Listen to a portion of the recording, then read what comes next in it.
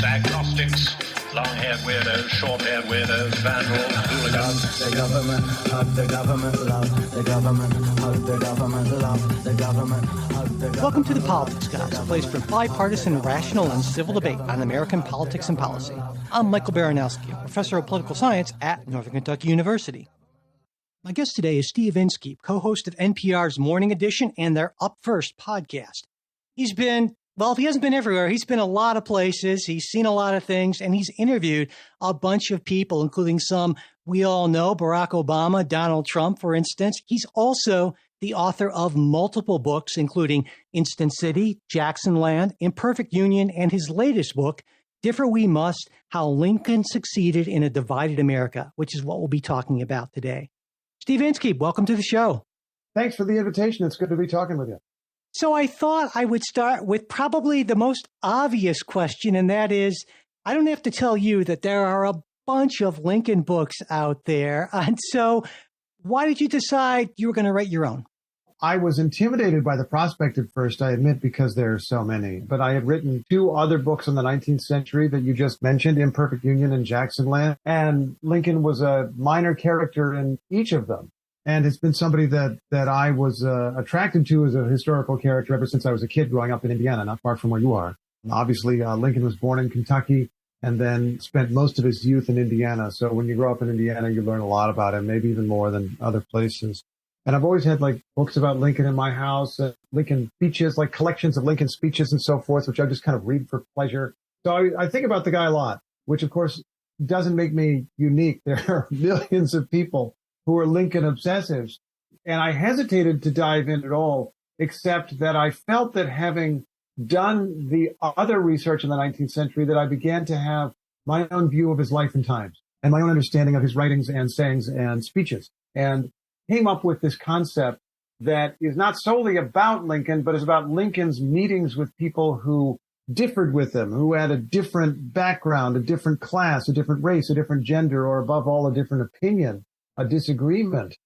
And the more that I wrote the more that I felt, first, it could express the diversity of America in its time. I know that it's a time when white men had virtually all the power and the vast majority of the attention, but of course there were other people out there, just as there are today. It was a very diverse country then as it is now, and I wanted to showcase that. And beyond that, I realized that the disagreement is the essence of the story and what's most important to talk today, because it's a divided time just as we face now. Yeah, and I felt I'm somebody who's read more than a few Lincoln books myself. And so when I heard that you had come out with one, I thought, okay, what's going to make this different? And I was very pleased to see that it really is different in a lot of important ways. And so I can absolutely recommend this book to people, even if they've already read Lincoln books. This is a different sort of way of approaching the president and the people he dealt with. And definitely I felt it was worthwhile for that reason. And so a worthy addition, I would say, to the number of books on Lincoln. But let's talk about Lincoln himself. I think there's this popular image or myth of Lincoln, right? He's this rough-hewn guy, came out of abject poverty, and he's a kind of a paragon of civic virtue, and he saved the Union, all that. When you hear that sort of, I guess, caricature, I'll call it, of Lincoln, what do you think is the most right on the mark there, and what do you think maybe misses it a little bit, or maybe even a lot? Well, yeah, I mean, I think there is truth in all the parts of the legend that you just described, but everything is subtly a little different, as it sounds like you know pretty well. For example, that he rose out of poverty.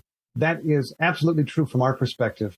I suppose it might be more common to say that he had an ordinary upbringing for the early 19th century in this part of the world. Most people were poor by our standards or even by the standards of that time. But it was a very hard existence, and one that we, from our comfortable century, at least comfortable for many of us, most of us materially, have trouble almost relating to the idea of a family that lost their land in a bizarre title dispute in Kentucky and decided to move 100 miles to what was then a frontier area. And Abraham Lincoln at that point is 7 years old, and his father hands him an axe and says, time to start hacking away and helping me clear the trees off this land. And he spent the next 15, 16 years mostly doing manual labor, having less than a year of education, losing his mother when he was less than 10 years old. A lot of tragedies and setbacks and difficulties in his life, even though, as I said, I think it was almost a normal life for a lot of people. It still was incredible that he was able to rise. But this is another thing where there's a subtle and I think more important difference. We learn, or at least I learned as a kid, of the legend of Lincoln the Reader, who was obsessed with books and went a long way to get a book, would walk for miles to borrow a book. There are all kinds of stories. But when you look into what record there is of what books that he was reading, you realize it wasn't an incredible variety of books that were available on the frontier in southern Indiana in the early 1800s. But what was available to study that was directly relevant to his later life was people. I'm not saying the books weren't important. The books were important. But I think it was more significant the way that he studied other human beings. And there are lots of accounts of that. His stepmother telling this amazing story of how her stepson would watch quietly in the corner when other grown-ups came to the cabin to talk with his parents. And when the grown-ups left, the visitors left, Abraham Lincoln would be asking his parents all kinds of questions. He wanted to understand everything down to the smallest detail. And he was filing these things away. And you realize this is a guy who studied people and who thought about their motivations in life, who by the time that he was an adult had an enormous amount of information in his head about the motivations of people. And that kind of information, I realized, is reflected in the speeches and letters that I later read in books that I would pick up and read for pleasure. Like, why did he argue against slavery in a particular way and not in another way? Why did he take the political positions that he did? And his understanding of human nature, I think, helps, at least for me, to explain a lot of that. So I think it's just about as you hinted in your question. I mean, there's this legend that's sort of true, but everything is, just a few steps over to the left of where we thought it was. Before we get to his amazing skills with understanding people, I want to go back a little bit to his upbringing, because he seems to be sort of the opposite of what we might call today. He's an anti-Nepo baby, right? And I wonder, when I think about a lot of modern politicians, their backgrounds are not at all like that. I remember there was a quote by, I believe it was Ann Richards, about George W. Bush saying, came out in third base and thought he hit a triple or something like that. And, Donald Trump, right? The son of a multimillionaire. And I wonder, in your delving into Lincoln's life, when you think about how those early experiences of maybe not poverty, but certainly not having power and influence handed to him, how do you think they affected him? And maybe how do you think that matters today, when there are very few modern politicians that can have a similar sort of upbringing they can point to? Yeah, I think that it gave him a feel for ordinary people and perhaps drove his ambition and his approach to life, also his approach to people.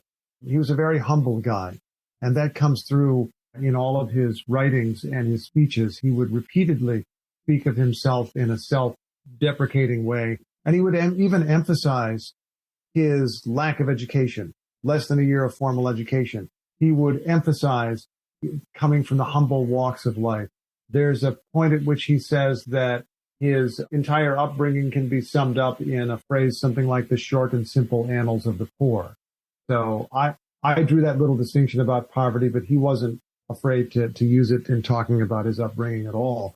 And that was part of his image and his self-image. And it's one of the things that makes him a very relatable figure to a lot of us, even though he also is a kind of mysterious figure in some ways.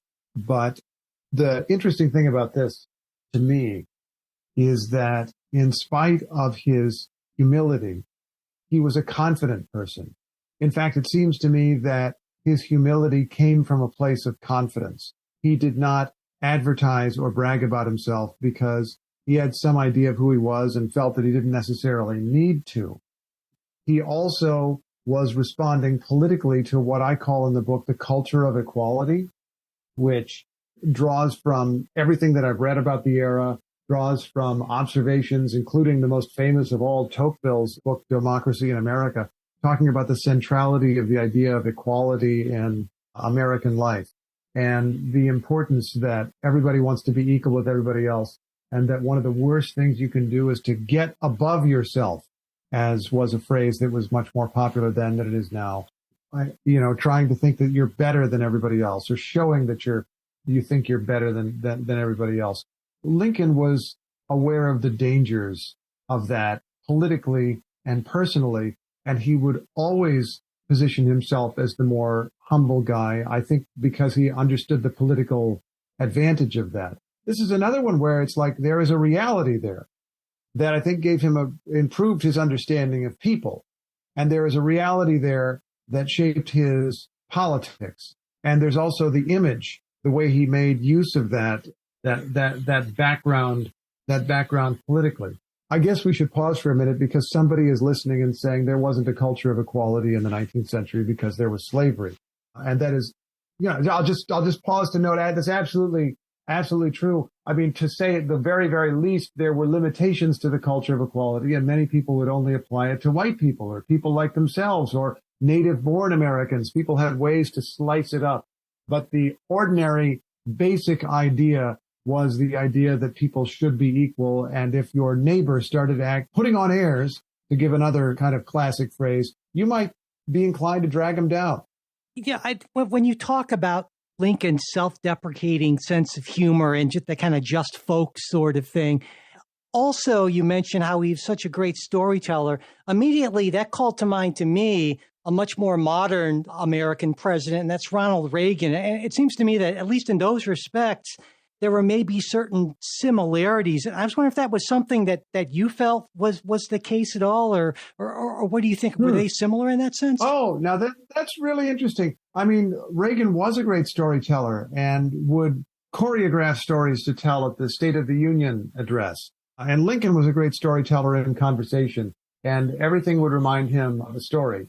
In fact, he would sometimes drive people crazy because they wanted an answer to a question that maybe Lincoln didn't want to answer. So as they were talking, he would be reminded of a story, which would steer the entire conversation off course. I think that they used storytelling just a little bit differently in this way.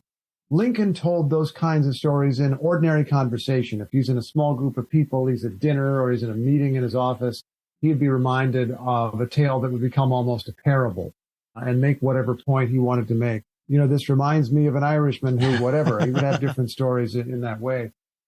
But his speeches are, I don't want to say entirely because there's so many, but largely, generally devoid of storytelling. They don't do the kind of thing that modern speeches do and that Ronald Reagan commonly did, of saying, let me tell you the tale of a working mother in Idaho whose story is going to tug at your heartstrings. Let me tell you the tale of the boys at Pointe du Hoc who went ashore at D-Day, which is the thing that Reagan would do, and that a lot of other politicians try to do, sometimes very well and sometimes just very, very badly. Lincoln didn't do that in his great speeches. In his great speeches, Lincoln would reason with people. Lincoln would have a line of logic. He would have an argument. He would work through the argument for or against a particular policy on slavery. He would work through the idea of what America was. He would work through the idea of equality. And it's remarkable to me. I mean, there's nothing like it today that I can think of that is equivalent, where he might stand in the Lincoln-Douglas debates for an hour or a half hour at a time. He might even stand alone on stage himself for up to 3 hours at a time, reasoning with the audience.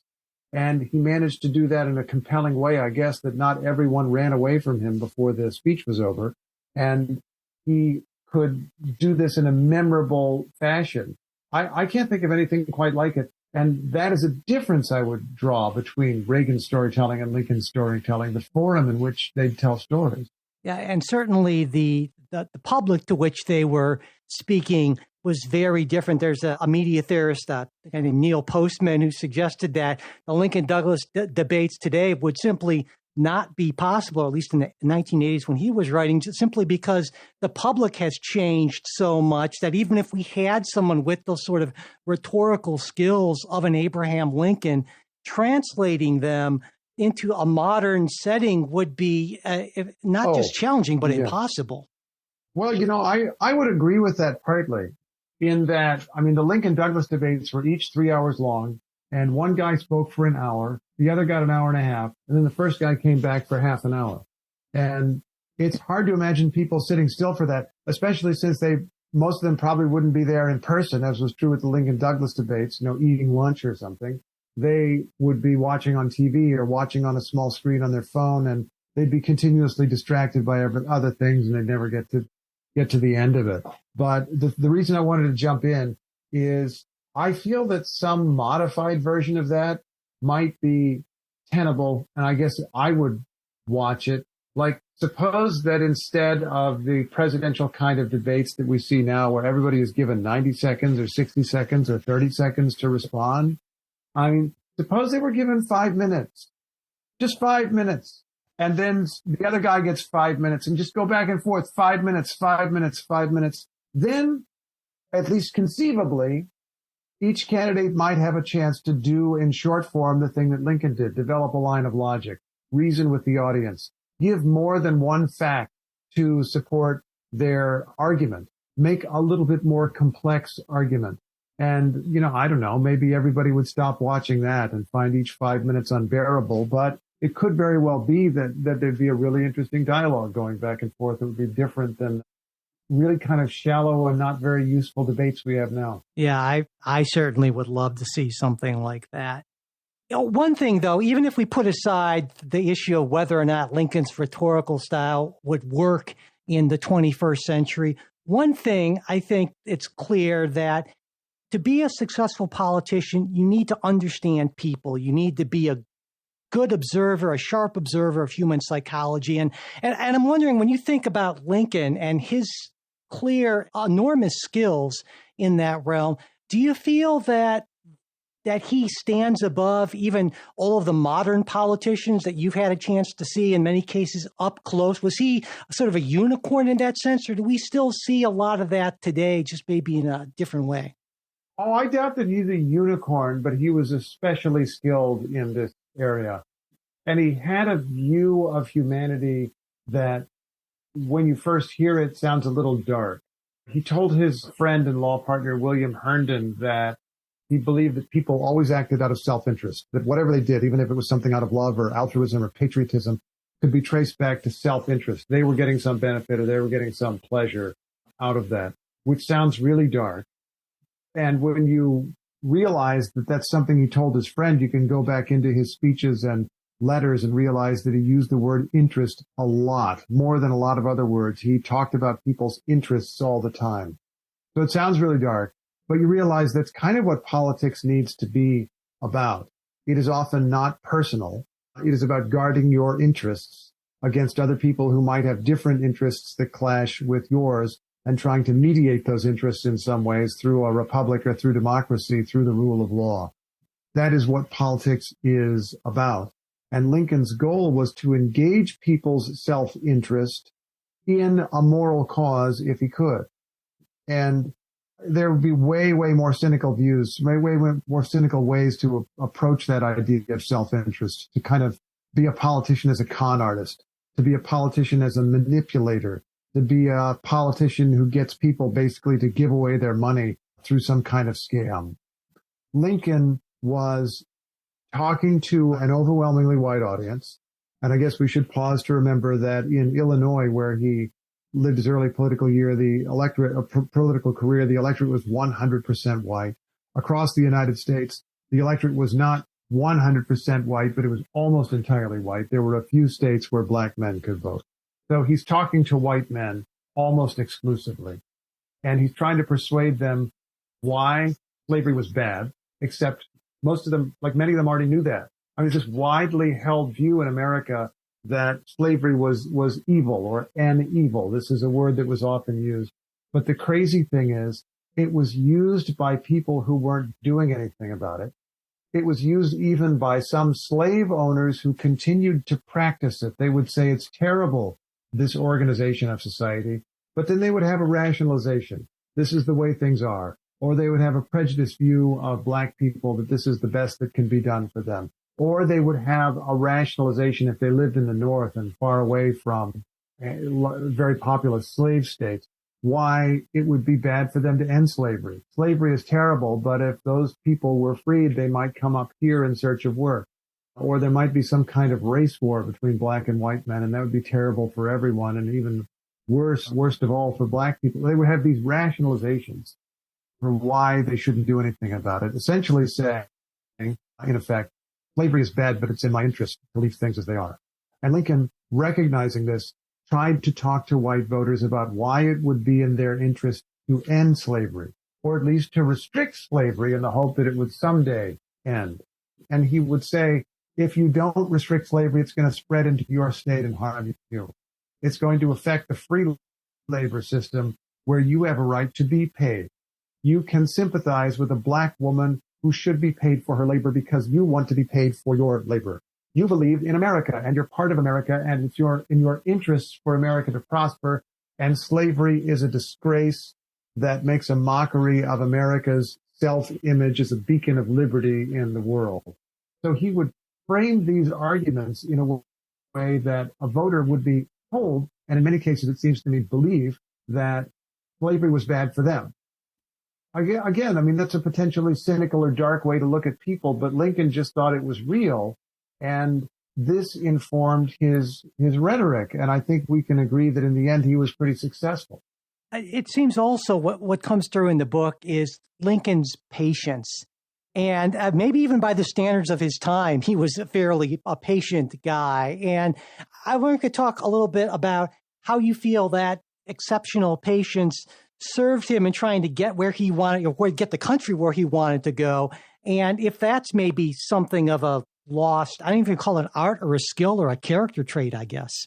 Oh my gosh, yes. And this is something that it seems that all the rules of society and all the incentives of society point us in the other way.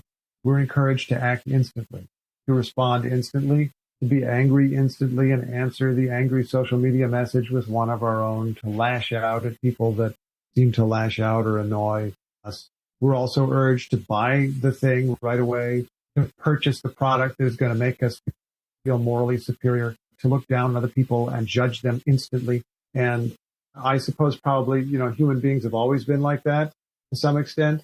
And we have incentives today that just kind of play on that and exploit that and encourage more and more of that. And Lincoln was very much inclined in the opposite direction. And it was one of his great skills to take the long view and also to be patient, to not necessarily answer every insult. People would publicly attack him, and he would meet them calmly and talk with them and make them allies, or remain their ally if they'd been an ally before. If he did respond to a public attack, and we could talk about examples where he would turn it to his own purpose. He would use the response to send some larger message to the larger public that would follow his response and his political conflict, like an exchange of open letters that he had with Horace Greeley in 1862. He was aware that in attacking slavery, he was attacking a problem that had evolved over centuries and would take a long time to unravel. In fact, it turned out because of the Civil War, he was able to kill it far quicker than he probably ever imagined that he could possibly have done. And even then, it took years and was a far from perfect ending of it. So he was thinking big. He was thinking about system. He thought about the system of slavery and the laws that upheld slavery and why they were wrong. And he didn't think simply in terms of virtue signaling, saying something right now that would make him look good to the most radical people. He thought in terms of defining a system as wrong and taking practical measures that he could against this system, knowing that his measures, while practical, would not be the end of the story and wouldn't even end slavery yet. He was just working on it.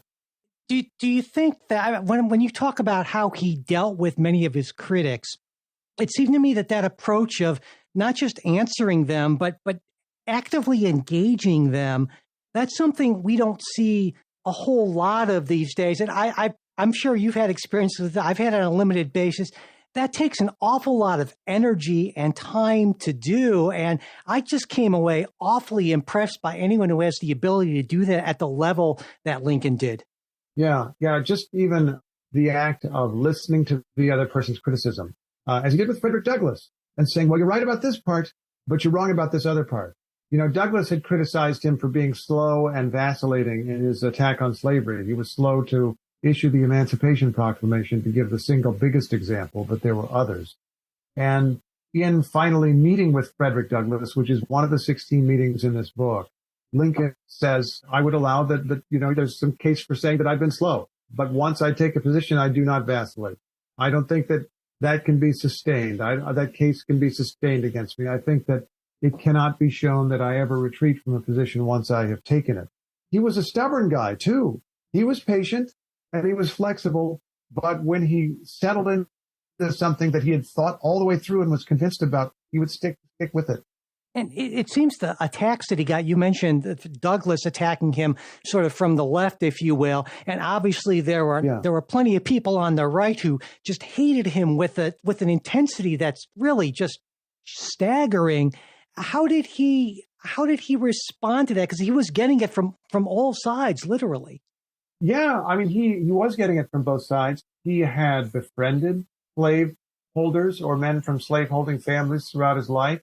He remained friends with these people. He would talk to them.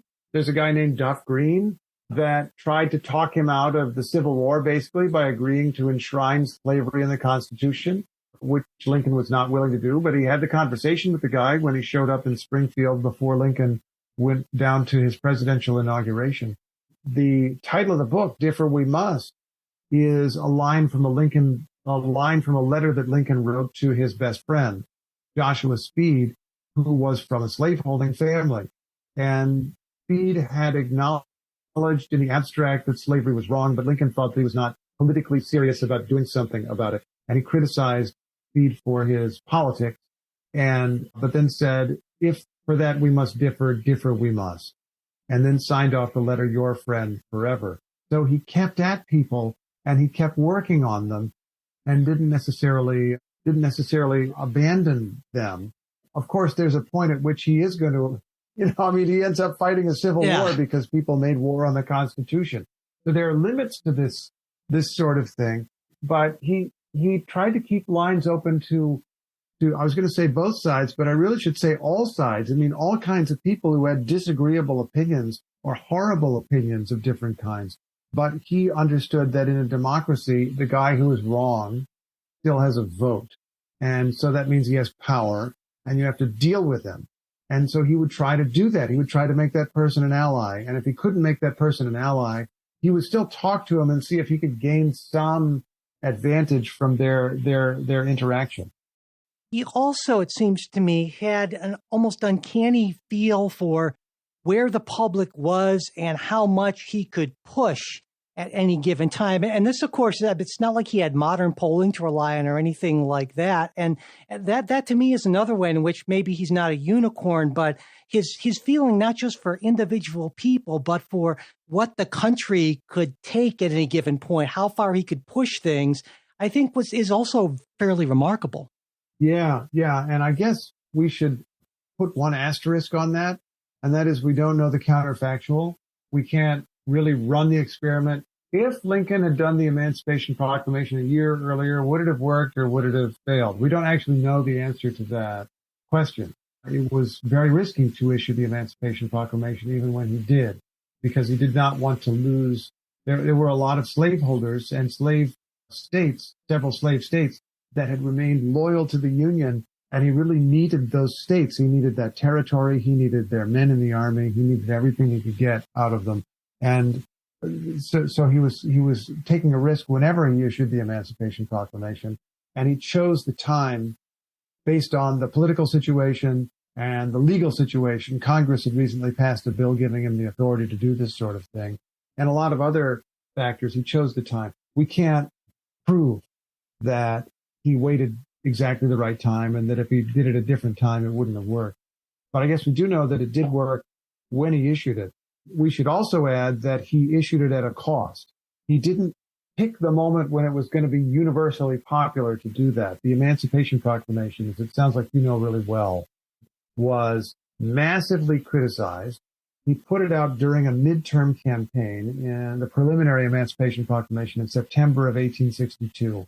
And then there's a bunch of congressional elections on a variety of dates like October, November, and for a variety of other kinds of elections for various offices across the country. And his party does really badly.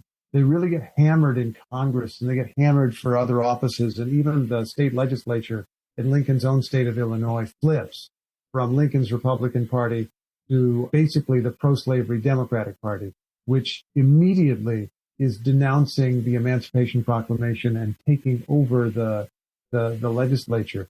He paid a price. There was even a time when it looked like he might lose the 1864 election because the Emancipation Proclamation was so unpopular in certain circles. And that is something to remember. He was a calculating politician, but he struggled immensely with the choice of when to do this and exactly how to do this. And there was a price that he did pay politically for doing it, although he knew that he needed to survive politically for his act to survive. And he did just well enough that his party didn't quite lose control of Congress in 1862. And then, of course, he was reelected in 1864. Yeah, when you say that, it reminds me that I think for a lot of people, there's this sort of oversimplification of the period where you had the Republicans in the North and they were all against slavery, and we were united up here against the South, which was all again. And it was really, I mean, there were all kinds of coalitions within coalitions. It was a tricky environment to navigate in. Oh my gosh, yeah, and that's the thing to remember about this. We see this as an issue of absolute clarity. Slavery is wrong. And I don't know, maybe there's a few people listening to us who think slavery was fine. But in any case, and I know there are people who minimize slavery, but there was a great variety of opinion at the time. We alluded to this before. There were a few people, abolitionists, who saw with absolute clarity and proclaimed with absolute clarity how wrong slavery was and demanded that it end right now. There was a number of people, primarily in the South, but not exclusively in the South, who thought that slavery was fine, or even that slavery was the ideal organization of society. It was the way that things should be. I mean, when the Confederates started the Civil War, they said explicitly they were doing it to enshrine slavery. And Alexander H. Stephens, the vice president of the Confederacy, gave a speech in which he said that slavery was the cornerstone of their new republic, because the idea that all men are created equal was a mistake.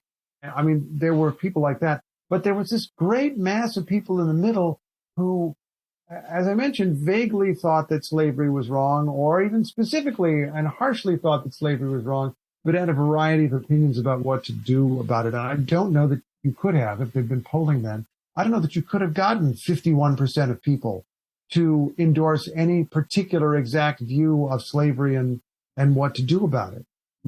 Lincoln was struggling desperately to build a political coalition, which is part of the work that I chronicle in these 16 meetings, is trying to figure out who he can get to work with him and on what terms. And what amazed me, I use that word a lot because he's an amazing guy, but he brought some of these people who he struggled with actually into his cabinet, these really strong personalities like Seward. And it seems to me that's a real difference from what we see a lot of today, where there's more of a tendency to find yes people, go loyal foot soldiers kind of thing. But Lincoln found a way to kind of pull that off somehow. Yeah, that is a really interesting thing. I mean, and Doris Kearns Goodwin got a lot of attention for her book, Team of Rivals, which has got to be like the biggest Lincoln book of my lifetime. I mean, there's a few that are preeminent, and that's a big one, which became that movie, of course, which is a great movie, Lincoln. And we get that picture of that. I cover one of these people. Seward is one of my 16, and there are several others who appear from time to time.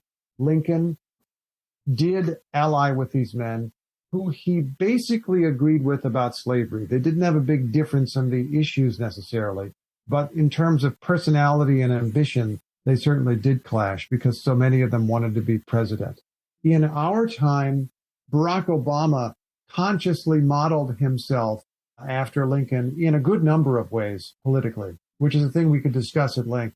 But we could start by noting that Obama declared his first presidential campaign, the 2008 presidential campaign, with an event at the old state capitol in Springfield, Illinois, where Abraham Lincoln had served as a state legislator.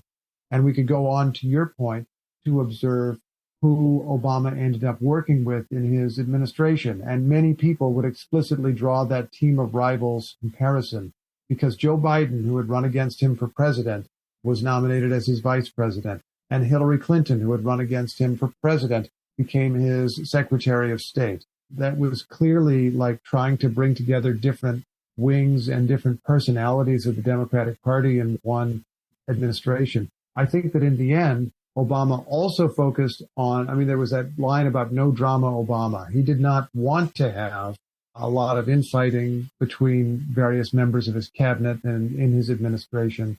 He just wanted the job to be done. And he tried to make it clear at all times that all these people were working for him. Lincoln ended up having a little more fractious group of people that would have almost open disputes. I don't know if they always made the papers necessarily, but they were battling all the time. And, in the end, there were people like Salmon P. Chase who he had to kick out of his cabinet, although he then found another use for him. Lincoln had probably a more contentious relationship with his people than Obama did later on. But it occurs to me, and this comes back to something you mentioned earlier, is it's really something you can't do something like that unless you have that kind of fundamental rock solid confidence that you know who you are and what you're about. Yeah. And it's okay that you're not going to be the smartest guy in the room, in every single room you're in. And I think you can make a case that if you have a president who doesn't have that confidence in their own abilities, that's just not going to be possible. And they're going to be a lot of other things. Yeah. I think Lincoln probably believed he was the smartest guy in most rooms, but he didn't need to assert that. He didn't need to make the other person feel that way. And that is a matter of confidence. He also clearly had confidence that he was the president, that he was in charge, even though he was figuring out how to do the job, which was a terrible struggle. He'd never run anything more than a 2-person law firm, but you can see that in his early dealings with Seward, which is one of my chapters. He could take a lot of ego and presumption by Seward because he knew that he got to make the decision in the end.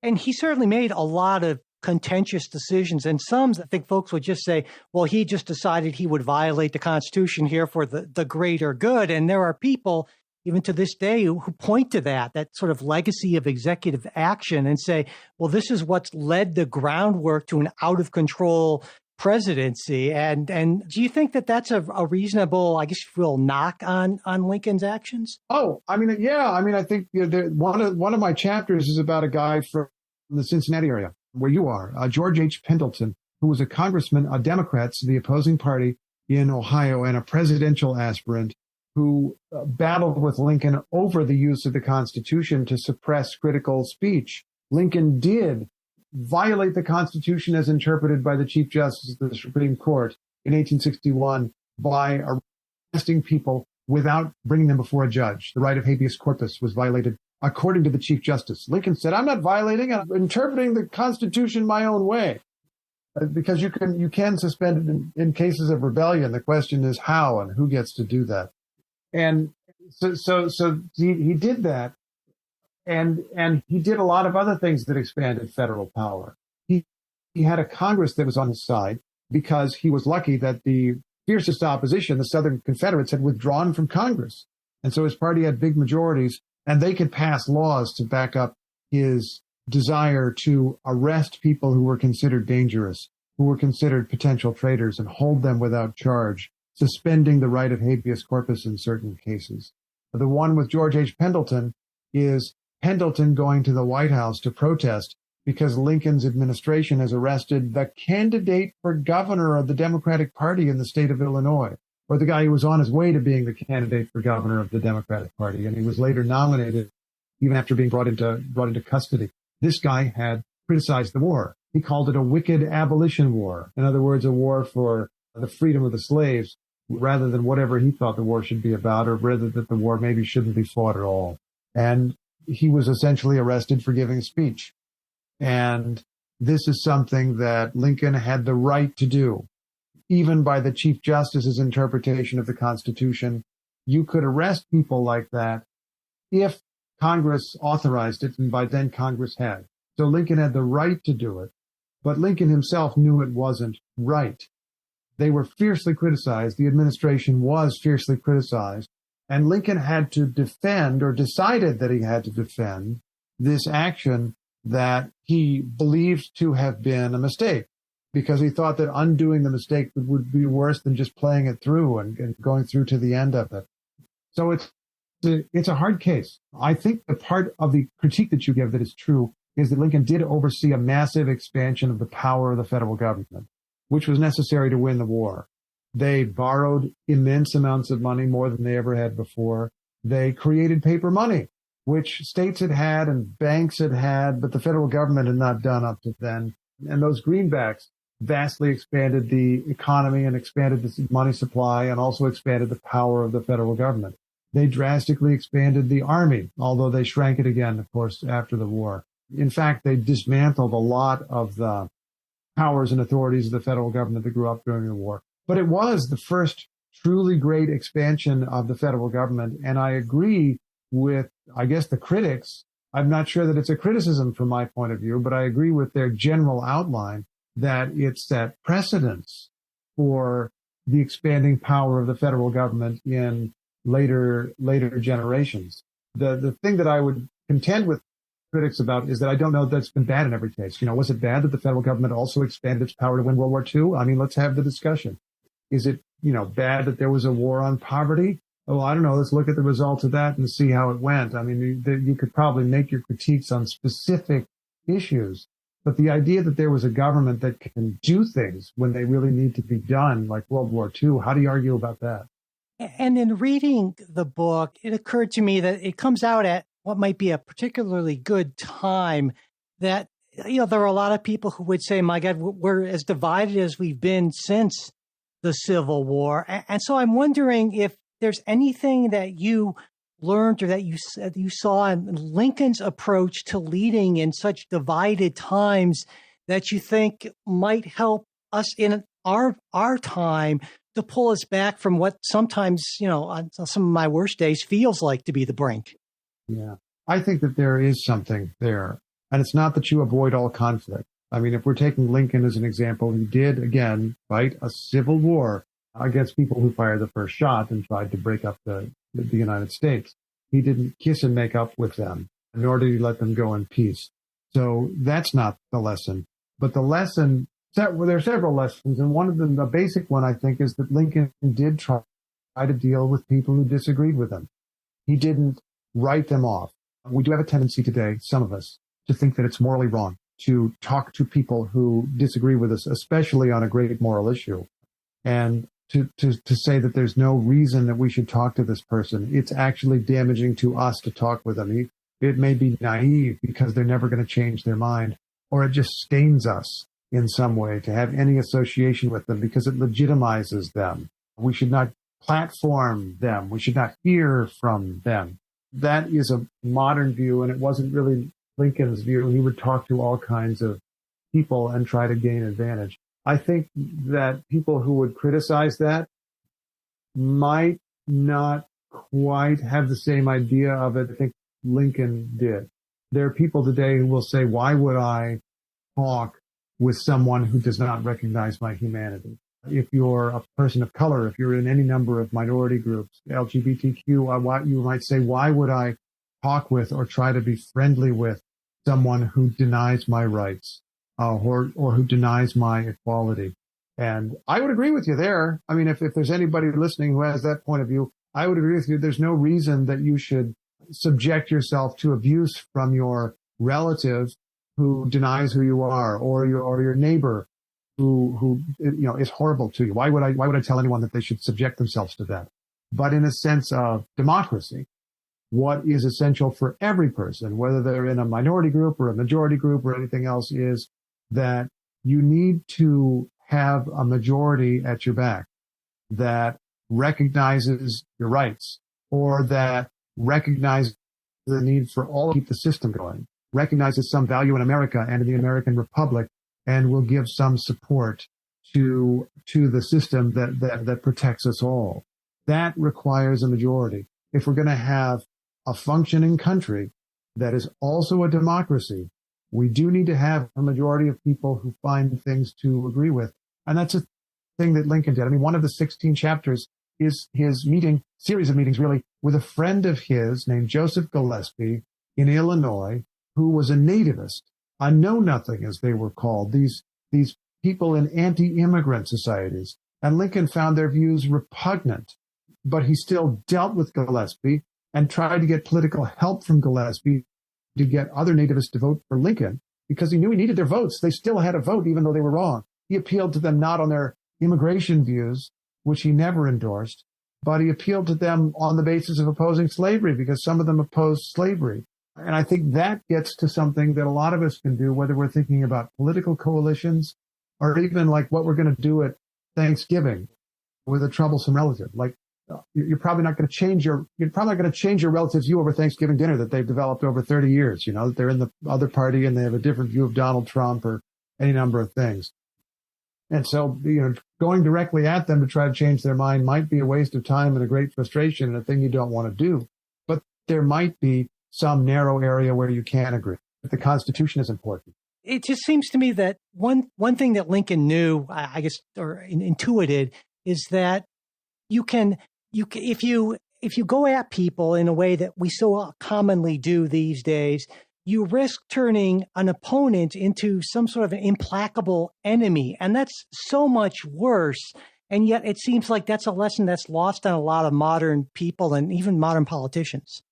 Yeah. And again, it's not that if you're nice to people that they're all going to change their minds and be with you. Sometimes you've got to have a fight. But Lincoln was very selective in who he fought with and very selective in what he said. He would often fall silent. Even though he's a talkative guy, he would often avoid saying things that he thought might not benefit the situation politically. And then at the end of the war, obviously Lincoln's side, that the North was victorious, and yet there was, I would argue, a certain generosity of spirit, right? It was a vision of reconciliation. And, I think in the wake of, say, the 2020 election, such a bitter time, not a civil war, but a bitter time, I don't see a lot of prominent voices calling for that sort of spirit of reconciliation and unity. And I'm wondering if you see anyone out there who's rising to that occasion or even close to it. Yeah, I don't know if that is exactly what I see. I mean, we should note there was a lot of bitterness at the end of the Civil War, and like Reconstruction period almost was like refighting some of those battles for years afterward. And then after Reconstruction, we fought them all again. I mean, so it's not like everything was reconciled or on the way to being reconciled. But you asked about now. I feel that we have a lot of almost like business incentives set up to not agree. I think that social media companies do really well when we disagree. I think there are certain media organizations that do really well selling us the idea of anger, working on our anger. And so there's a lot of people who profit off of our disagreement. And I guess that was probably also true in the 1860s and beyond, but it's like worse now. And that makes it really, really hard. I think that there is a basic principle of democracy which is being overlooked, which was absolutely overlooked after the 2020 election by one side. And that is when you lose an election, you've lost the election. But nothing is ever over. You can go and fight the next election. You don't have to continuously go back and claim you won the election that you obviously lost. And there are people throughout American history who've had trouble with that basic principle, but that is the American principle. Donald Trump lost in 2020. And we know this because we were all there, and there were 60 lawsuits over this, more than 60 lawsuits, and he lost them all. And not only that, thousands of election officials in every state from both political parties affirmed the results that Donald Trump lost and Joe Biden won. The end. And then the next question is, if you think that Joe Biden is a lousy president, you can run the next election. Now, Trump actually is doing that part, although it seems like he might be in court during the time that he's also running. But I mean, we can have another election over this. If people think that that is an election that is worth rerunning, well, you can do it again in 2024. That is democracy. People continue arguing, and people will continue arguing over the substantive issues of Trump's presidency and Biden's presidency and what is the best way to govern the United States and make our way in the world. It bothers me a little bit, though, that I think that we spend a lot of time on sort of mindless distractions or substance-free divisions I mean, arguments over memes and what people said on social media and the pose that a member of Congress can take and deposing the head of the House of Representatives because he did what is arguably just the normal business of government. I mean, there are a lot of things that it's hard to see why we need to make them so divisive. That is frustrating. But the one thing that is, I guess, hopeful in a way is that we go on. The thing that I said a minute ago, the argument is never over. So we're in a particularly bad phase of the argument, but we're supposed to have an argument. It's okay that not all of us agree. If all of us agreed, it'd be a totalitarian state.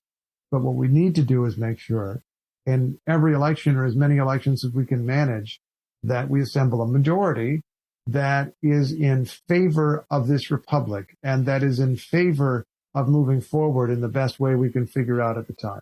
Well, that sounds like a good, at least semi-hopeful note to close on. And so that's what we'll do. Steve Inskeep, it's been a pleasure talking to you. Thank you so much for being with us today.